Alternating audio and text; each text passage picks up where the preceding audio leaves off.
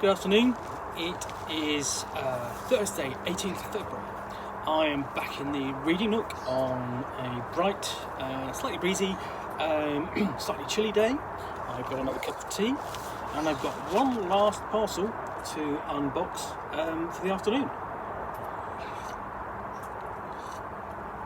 So here we go.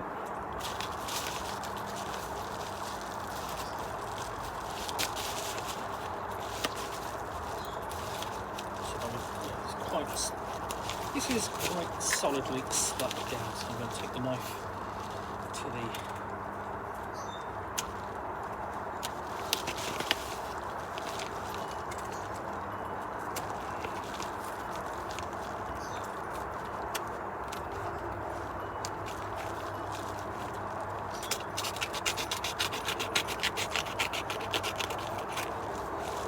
saw my way through there. And what we have got is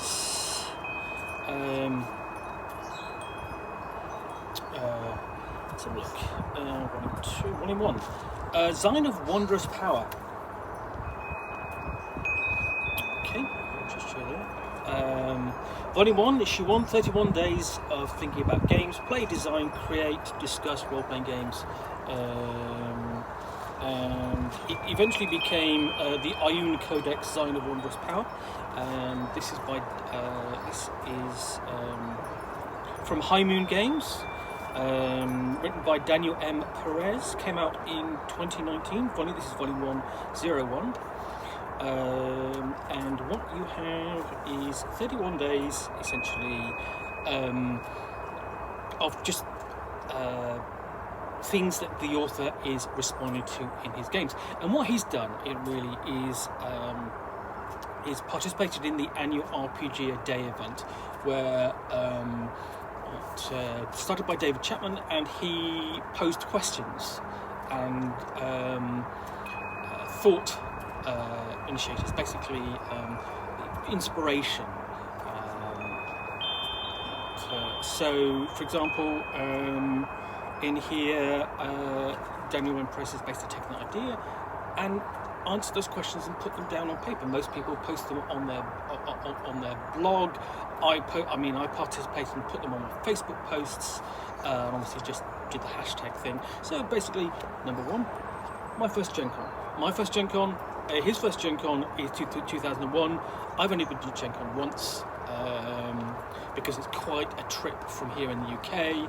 I was able to do it in 2017 for Gen Con 50 for my 50th birthday, and that was utterly amazing to see all my friends and so on. Anyway, so thoughts are basically on his first Gen Con. Then we go on to unique. Unique is another name for special. And it is discussing that idea. 3, engage with the hobbies, with the hobby, share playlist and so on. Space, in the mood for space adventures, and it's quite plain throughout. But essentially, it's a simple read. You can dip into this looking for something interesting, because you've got 31 different entries. So this tends to be a generic kind of thoughts. Thoughts and ideas zine.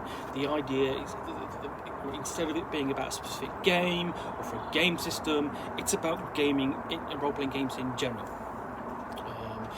Because one of the things that's come about because of the old school Renaissance is there are a lot of fanzines being published today, and we're currently in the midst of Zine Quest 3. It takes place in February on Kickstarter, with multiple people kickstarting small projects via fanzines, so that can be actual support for a particular game, or it can be a role-playing game contained within sort of like the 20 or 24 or 32 pages of a fanzine.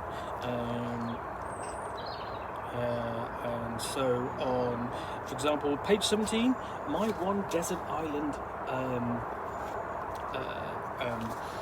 role-playing game. The interesting thing is that what we have here in the UK, we have something called Desert Island Discs.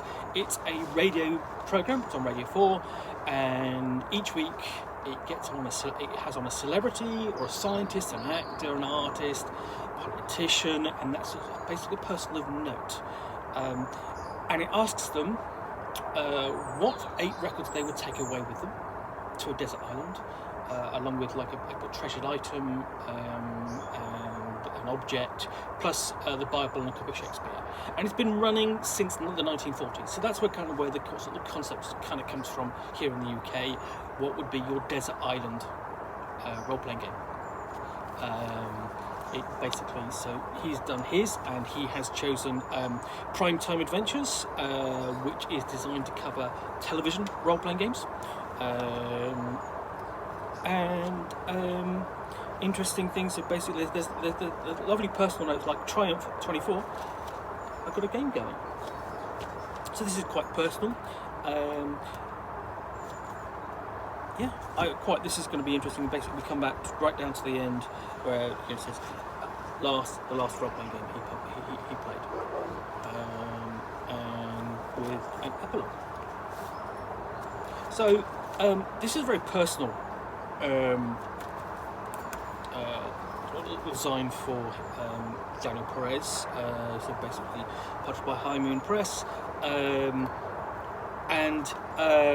again, this is generally not going to be of use to you in your gaming as such. It's going to be something to dip into, perhaps find a few thoughts or something to agree with or disagree with, perhaps spur you to think about your own gaming rather than necessarily applying to a particular game or game system.